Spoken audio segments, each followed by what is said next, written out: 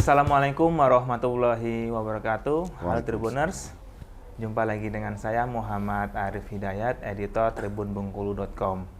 Dan teman bincang kita kali ini adalah Bapak Gunawan Suryadi, SOS MAP, Kepala Badan Kepegawaian Daerah Provinsi Bengkulu. Selamat pagi Pak. Pagi juga. Sehat kabarnya Pak? Alhamdulillah sehat. Alhamdulillah. Oke Tribuners, bincang Tribun kali ini kita akan membahas soal seluk-beluk maupun rencana strategis BKD Provinsi Bengkulu.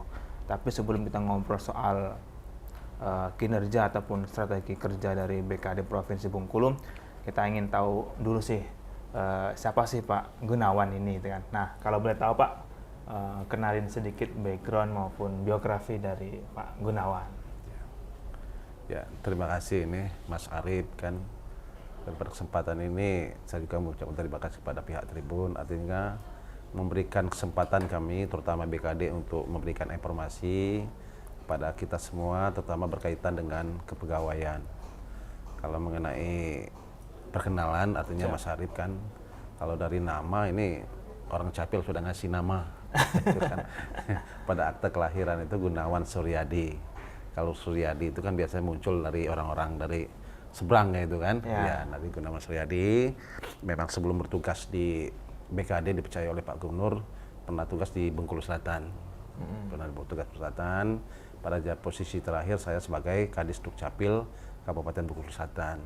Dan alhamdulillah pada open bidding yang 2022 yang lalu dan sudah dilantik oleh Pak Gubernur bulan April 22, saya dipercaya sebagai Kepala Badan Kepegawaian Provinsi Bengkulu. Itu yang mungkin perkenalan ya singkat ya. Yes. Sebelum ke titik ini Pak ya, mungkin Tribuners perlu tahu sih masa kecil Pak Gunawan mungkin di Bengkulu Selatan seperti apa hingga sampai ke titik ini. Katanya pernah jadi Pak Camat juga Pak ya, meniti karirnya gitu. Ya kalau namanya perjalanan Mas Ari, perjalanan karir mulai dari kita kuliah itu kan, aja kan tamat kuliah ini kan menyelesaikan S1 itu kan tahun 95 ya, 96 pada bulan Desember itu bulan Oktober itu kan mengikuti seleksi CPNS. Alhamdulillah dari 50 peserta lulus 150. Nah 150 antara lain kita salah satu. Nah kalau dari perjalanan karir yang pertama kali kita diangkat ini kan diangkat saya punya NIP 01 pada saat itu kan, artinya belum otonom. Nah kita masuk sebagai terdaftar ini pegawai negeri sipil di lingkungan Kemendagri RI. Nah khususnya di Dirjen Sosial Politik pada saat itu kan ada Sospol pada saat itu. Nah saya ditugaskan pertama kali di kantor sosial politik di Bengkulu Selatan. Nah sesuai perjalanan pada saat itu kan Sospol itu hilang. Artinya pada saat zaman Pak Presiden Gus Dur. Nah saya dipindahkan ke pemerintahan, saya pernah dimutasi lagi di Kesra, dan terakhir saya dipromosi pada Eselon 4. Pada saat itu saya menjadi Kasubag Kepegawaian Dinas Kependidikan Kabupaten Selatan. Nah ini awal karir pada posisi struktural. Sudah itu mendapat promosi lagi, saya pernah jadi camat ya. Saya camat Ulumana, dimutasi lagi saya camat, sebelum camat Bunga Mas saya dimutasi ke Sekretaris Inspektorat Kabupaten Selatan, dimutasi ke camat Bunga Mas, setelah itu dimutasi lagi jadi camat Pino Masat. Nah jadi perjalanan menjadi camat di lapangan ada 2-3 tempat, artinya di Ulumana, di Bunga Mas, dan di Pino. Nah setelah menjadi camat Pino, ini saya dipercaya oleh Pak Bupati pada saat itu, Pak Reskan Effendi. Saya diangkat menjadi Kepala Badan Narkotika Kabupaten. Artinya pada promosi pada level 2. Nah, setelah menduduki BNK, Badan Narkotika Kabupaten, saya dimutasi menjadi Kadis Dukcapil. Nah, ini cukup lama. Artinya saya merasakan cukup lama. Kalau tidak salah lebih kurang 8 tahun. 8 tahun? Iya, 8 tahun di Dukcapil. Nah, perjalanan Dukcapil ada open bidding di provinsi. Nah, saya artinya saya karena selaku PNS ingin berkarir. Artinya pada saat di Bengkulu Selatan saya sudah 10 tahunan di level 2, sementara dari sisi kepangkatan saya ini sudah mentok, kalau tidak ada promosi ke eselon 2A, artinya saya tidak bisa lagi naik pangkat. Artinya makanya saya kesempatan ini saya ikuti open bidding di Provinsi Bengkulu, ya alhamdulillah. Artinya saya mengikuti formasi untuk Kepala Badan Kepegawaian Provinsi Bengkulu. Dan alhamdulillah saya dipercaya oleh Pak Gubernur dan saya sampai saat ini masih menduduki jabatan Kepala BKD itu sendiri. Ya, oke. Ya. Dari perjalanan panjang karir Pak Gunawan tadi yang menjadi inspirasi dan motivasi Bapak sampai saat ini apa sih Pak? Ya, menjadi motivasi ya, inspirasi. Artinya saya selama berkarir ini selalu ditempatkan pada posisi pelayanan publik. Artinya saya ingin berbuat, melakukan sesuatu untuk masyarakat secara umum, memberikan pelayanan yang terbaik. Ini yang saya termotivasi. Karena saya mulai dari 3 kecamatan ini kan bersentuh langsung dengan masyarakat. Ya. Nah, begitu juga dengan Dukcapil. Dukcapil pada saat itu saya masih punya pengalaman hanya satu-satu Bengkulu Selatan yang belum bisa nyetak KTP pada saat itu. Nah, saya berjuang untuk bisa nyetak di tempat, artinya tidak dikirimi lagi dari pemerintah pusat. Dalam hal ini Dirjen Dukcapil. Nah, itu suatu kebanggaan, satu rasa puas. Begitu juga dengan pelayanan, saya bikin inovasi semedi, sehari mesti jadi. Mesti jadi. Iya, inovasi semedi. Dan alhamdulillah, apa yang kita lakukan didukung teman-teman pada saat itu, ya berhasil. Artinya ada tingkat rasa kurang puas dari masyarakat selama ini, ya terjawab, walaupun belum maksimal. Nah, kenapa saya belum sampaikan belum maksimal? Yang namanya pelayanan ini tergantung tolak ukurnya dari masing-masing. Artinya dari sisi mana tolak ukur mereka. Nama pelayanan ya tidak akan puas terus, pasti ada rasa kecewa, ada rasa bagaimana masyarakat itu cara menilainya itu sendiri kan itu kan. Ya. Karir dari awal tadi kan menjadi pelayan publik Pak ya. Ya. Makna kepemimpinan bagi Pak Gunawan apa sih? Artinya kita selaku pemimpin itu kan memberikan yang terbaik untuk masyarakat, dalam hal ini sesuai dengan posisi kita di mana kita dipercaya ditempatkan dengan tusi yang ada gitu. Nah, artinya saya saat ini kan sebagai Kepala Badan Kepegawaian Provinsi Bengkulu ini akan berusaha, artinya untuk berkomitmen dengan regulasi yang ada. Seperti ini kita sistem dengan digitalisasi, artinya inovasi, apa yang kita lakukan selama ini dirasakan masih kurang terhadap pelayanan yang diberikan oleh BKD, ini akan kita berusahakan selalu. Artinya kan dari sisi kecepatan, dari sisi tahapan proses itu sendiri, ini kita akan selalu berinovasi. Itu nah saat ini kan kebetulan saya lagi PKN, ya, artinya pelatihan kepemimpinan nasional tingkat 2, saya sekaligus mengangkat artinya proyek perubahan. Nah, proyek perubahan yang saya angkat ini berkaitan dengan tusi yang ada di BKD. Nah, saya menganggap indeks proporsionalitas ASN di Provinsi Bengkulu ini secara umum ini masih rendah. Nah, rendah penyebab inilah saya tertarik tantang untuk mencari solusi. Artinya apa yang harus kita lakukan untuk mendongkrak, makanya saya carikan strategi, ya, sebuah strategi untuk peningkatan indeks proporsionalitas ASN. Ini sedang saya garap pada saat ini. Jadi bersama teman-teman di PPK, ada rekan kita dari IT, kita merancang sebuah aplikasi. Nah, yang kami namakan saat ini aplikasi Si Krishna. Artinya ini aplikasi ini sebuah media bagi PNS untuk meningkatkan indeks proporsionalitas ASN itu sendiri. Itu yang kami lakukan. Oke, itu dari Tribun yang perjalanan Pak Gunawan Suryadi dari sampai sekarang. Artinya semua itu butuh proses yang panjang dan berliku, Pak ya. Yeah. Nah, ngomongin soal BKD nih Pak, informasinya BKD Provinsi mau buka atau rekrutmen tenaga CPNS dan P3. Benar nggak sih Pak itu Pak? Ya, kalau berkaitan ya, mungkin kita sudah sama-sama mendengar kan melalui media, baik media cetak maupun media visual. Artinya kan ada kebijakan dari pemerintah pusat bahwasanya tahun ini ada pengadaan ASN. Nah, pengadaan ASN itu kan tersendiri kan ada katakanlah dua status ya, baik status P3K dan status sebagai CPNS itu sendiri. Nah, kita khususnya pemerintah Provinsi Bengkulu dalam hal ini pada bulan April yang lalu dan Juli itu kan dibuka e-formasi. Artinya dibuka sebuah aplikasi oleh Menpan RB untuk menyampaikan usulan formasi akan kebutuhan ASN kita yang ada di lingkungan Provinsi Bengkulu. Nah, kita melakukan ini sesuai petunjuk dan arahan Pak Gubernur. Kita menyampaikan ke Menpan RB, kita manfaatkan kesempatan e-formasi ini, kita usulkan. Kalau kita usulkan formasi yang kita butuhkan. Pada saat itu kalau tidak salah angkanya mencapai 748 orang. Ya. Karena yang kita usulkan ini masih terbatas, artinya tenaga pendidik, tenaga kesehatan, dan tenaga teknis ini dalam hal ini untuk penyuluh pertanian.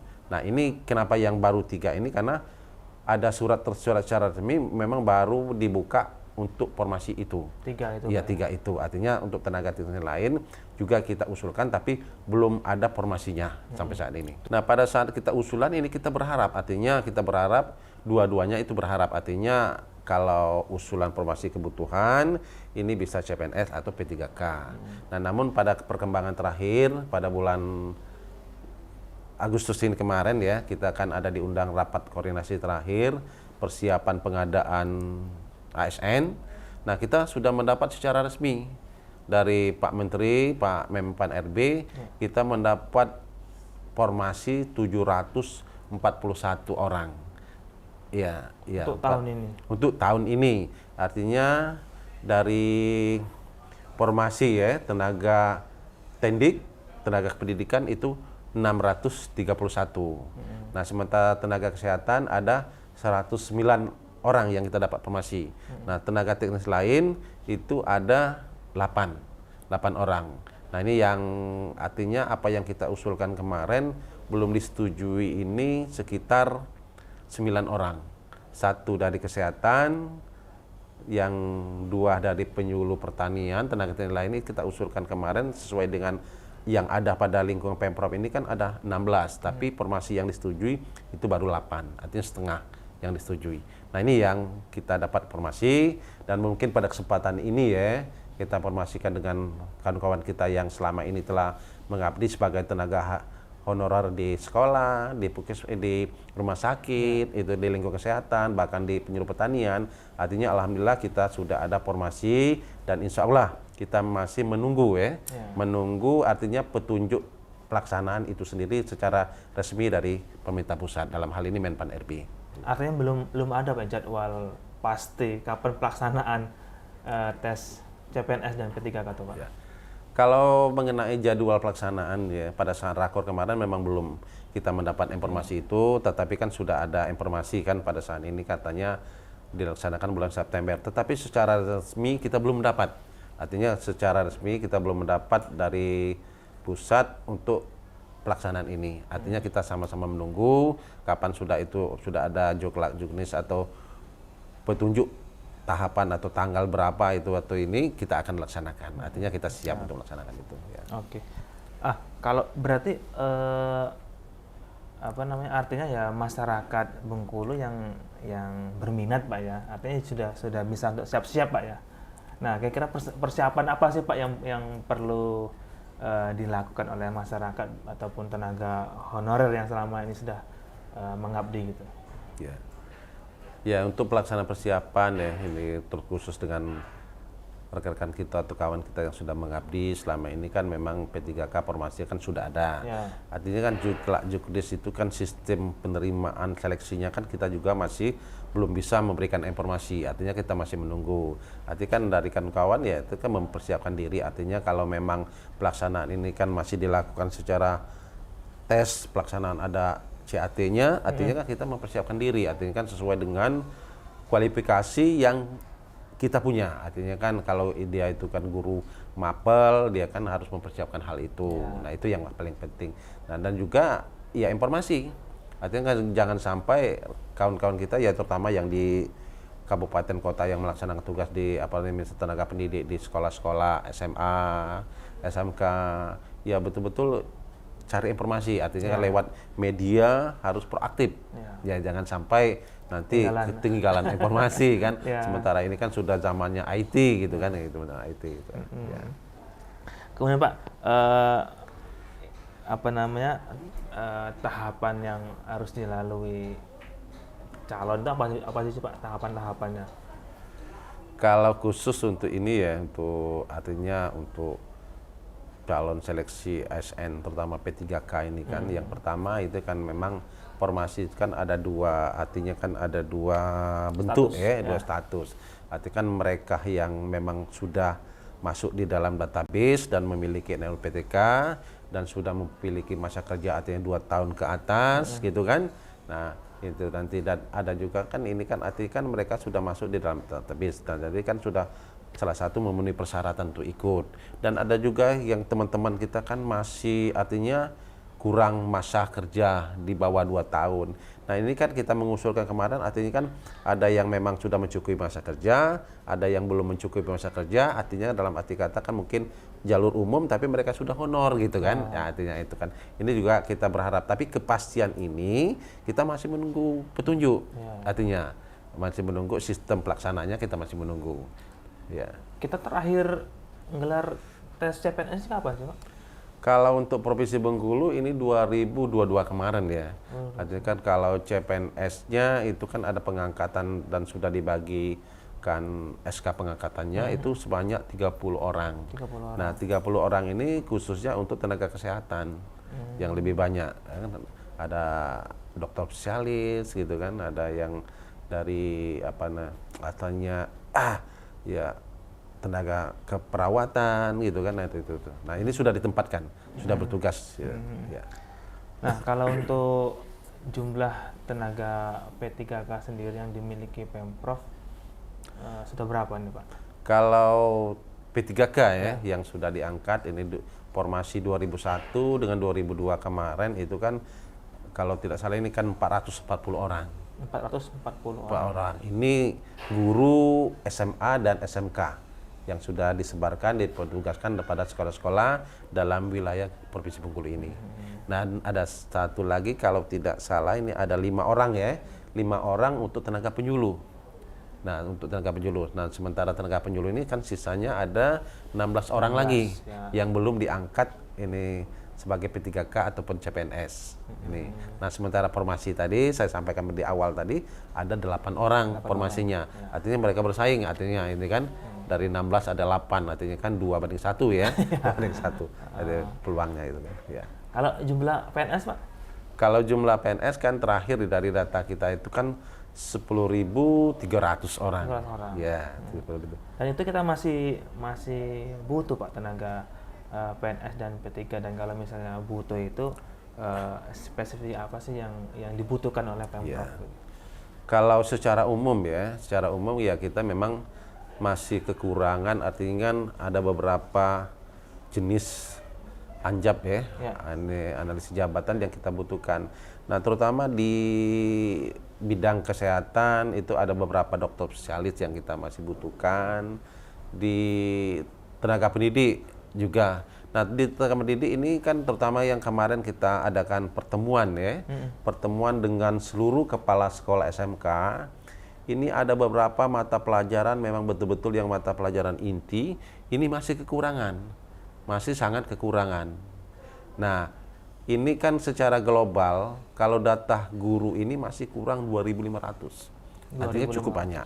Ini yang tersebar dari beberapa sekolah kita kan, ini cukup banyak, terutama guru SMK yang masih sangat kurang. Itu kan guru-guru inti, artinya guru mata pelajaran yang memang sesuai dengan kejuruan yang ada. Nah kita ambil contoh, kita kalau di Bengkulu Selatan ada SMK, saya lupa SMK berapa, tapi spesialis untuk elektronik. Nah guru mapel ini yang belum ada. Nah yang banyak ini kan kebanyakan guru umum, artinya mungkin dari guru bahasa Indonesia, guru bahasa Inggris, ini cukup banyak. Tapi guru inti, ini yang belum ada. Ini masih kesulitan kita, karena artinya pada saat pembukaan peluang formasi ini tidak ada pelamar kadang-kadang itu kan. Ini suatu kendala untuk pemenuhan. Nah sementara di UPD kita masih banyak kan pada saat penataan tenaga honor kita ada 6.000 lebih tenaga honorer yang ada di lingkungan Pemprov ini. Artinya kan kita masih membutuhkan itu. Nah, terutama yang anjap Pranata komputer ya. Pranata komputer ini kan sangat masih kurang. Artinya kan selama ini kan yang ada di OPD ini masih pegawai honorer. Ya, ini yang kita masih sangat-sangat kurang. Begitu juga dengan perencanaan, itu kan perencanaan. Ini yang masih kita butuhkan. Ya. Nah, kalau untuk OPD mana sih Pak, apa OPD tertentu mana sih di Pemprov yang mendesak butuh tenaga CPNS maupun P3K, Pak? Ya kalau secara umum itu memang kita masih semuanya masih butuh. Artinya kan tambahan untuk pegawainya. Artinya kan memang ada apa yang saya sampaikan tadi, misalnya kan berkaitan dengan Pranata komputer. Ini rata-rata masih sangat membutuhkan itu. Jadi keahlian IT itu kan kita butuhkan karena sekarang ini kan SPBE, artinya kan pemerintah ini kan berbasis elektronik. Nah, untuk mendukung ini memang kita dituntut ya, dituntut ASN masing-masing itu kan mengerti akan beradaptasi dengan dunia IT, gitu kan. Nah, jangan sampai lagi ada PNS di suatu OPD mengoperasikan laptop saja belum bisa. Nah, jadi kan apalagi saat ini kan kita di UPD di lingkungan Provinsi Bengkulu ini kan sudah tanda tangan elektronik semua. Artinya ya harus tahu, ini harus tahu dan harus siap. Tidak boleh gaptek, Pak ya? Ya, makanya tadi kan harus siap dengan keadaan yang saat ini. Artinya kita bersesuai dengan lingkungan kita dan kita dituntut. Kalau memang tidak bisa mengoperasikan atau tidak sama sekali buta dengan IT, ya susah kita bekerja kan. Apalagi kan ya. Nah, kalau ini Pak, kalau berarti nanti pelaksanaan tes CPNS maupun P3K itu kan CAT, Pak ya? Iya. Artinya ya dalam artian pelaksanaan tes ini murni, Pak ya? Kalau untuk pelaksanaan ya sistemnya kan murni dan ini juga terpusat, artinya kan panitia pusat, artinya kan tidak sepenuhnya kan keputusan ada di pemerintah pusat juga kepanitiaannya. Nah, ini kan kita masih menunggu, artinya kan terkhusus kita di Bengkulu ya. Di Bengkulu ini kan ada tenaga pendidik ini kan ada, kalau tidak salah kemarin kan menyampaikan aspirasi. Sisa passing grade katanya mau minta diangkat langsung ini kan. Nah, hal ini kan kita masih menunggu, artinya kan bagaimana petunjuk yang kita dapatkan dari pemerintah pusat. Apa mereka ini secara otomatis nanti diangkat atau tetap mengikuti seperti umum gitu. Nah, ini yang kita masih menunggu. Nah, makanya kita sudah koordinasi ke BKN, kalau memang nanti pelaksanaan sistem CAT, kita sudah berkoordinasi dengan UPTD BKN yang ada di Pematang Gubernur. Nah, ini kita akan melakukan persiapan itu. Nah, tapi untuk kepastian kita masih menunggu. Nah, tinggal lagi ya kawan-kawan untuk mempersiapkan diri saja kan. Ya. Dan upaya apa sih yang Pak Gunawan lakukan sih Pak supaya menjamin ke masyarakat itu bahwa pelaksanaan tes CPNS dan P3K ini murni? Dan tentu Pak, ada nggak Pak sih Pak oknum-oknum masyarakat yang datang ke Pak Gunawan yang menawarkan, minta tolong Pak gitu Pak, ada nggak sih Pak? Ya namanya seleksi itu kan, artinya ada yang percaya diri, ada yang masih keraguan dengan kemampuan diri sendiri, itu kan ada bermacam-macam. Ya namanya usaha juga, ya macam-macam ini Mas Ari. Ya Mas Ari kan tidak menutup kemungkinan ada hal-hal yang seperti itu. Artinya, cuman yakinlah pelaksanaan Men P3K ini kan sudah kita laksanakan. Artinya betul-betul secara murni dan sesuai dengan hasil kemampuan daripada mereka masing-masing. Karena CAT itu kan nilainya kan langsung keluar. Artinya kan bisa melihat, ya kan tidak ada yang direkayasa, Nah, makanya tadi kan kalau ada oknum itu kan yang menawarkan diri saya bisa membantu untuk meluluskan, itu tidak ada. Ya, artinya ini panitianya terpusat, penentuannya di pusat dan berdasarkan hasil kompetisi yang diikuti itu sendiri, artinya kan tidak ada yang lain, gitu kan. Nah, seperti yang sudah kan kita jelas itu pelaksanaannya kan, tidak ada celah untuk merekayasa itu, merekayasa hasil itu sendiri kan. Nah, yakinlah kita makanya perlu persiapan dan percaya diri. Jadi jangan percaya kalau ada oknum yang bisa menawarkan lulus gitu kan. Nah, itu yang jangan kita percaya. Ikuti aja. Persiapkan. Siap. Kalian inspirasi yang dari Pak Gunawan untuk masyarakat Bengkulu. Ya, pertama kita informasikan kan ke masyarakat ya. Karena memang dalam situasi apalagi informasi sangat cepat berkembang. Artinya berkaitan dengan pelaksanaan penerimaan ASN, jangan terpengaruh dengan informasi yang kadang-kadang sulit kita percaya. Artinya memang betul-betul menunggu informasi yang resmi dari pemerintah. Begitu juga yang saya sampaikan tadi, jangan percaya kalau ada orang-orang yang bisa memberikan pertolongan, meluluskan dengan jaminan, itu jangan. Apalagi diiming-imingi, dimintakan masalah imbalan. Itu yang saya ingatkan kepada seluruh masyarakat kita. Dan untuk pelaksanaan ini, ya mari bersabar. Kita tunggu, mungkin pada saatnya nanti, kapan sudah ada juklak-juknis atau pemberitahuan resmi dari panitia pusat, insya Allah kabupaten kota termasuk Pemprov sendiri akan melaksanakan hal ini. Oke, terima kasih nih Pak bincang Tribun kita pada pagi hari ini. Mungkin itu saja Tribuners bincang kita pada hari ini. Sekali lagi nih Pak dari tribunbengkulu.com, terima kasih telah meluangkan waktu untuk ngobrol soal penerimaan ASN ini Pak. Oke, mungkin itu saja Tribuners bincang kita pada pagi hari ini. Saya Muhammad Arif Hidayat mohon undur diri. Mohon maaf apabila ada salah kata. Wassalamualaikum warahmatullahi wabarakatuh.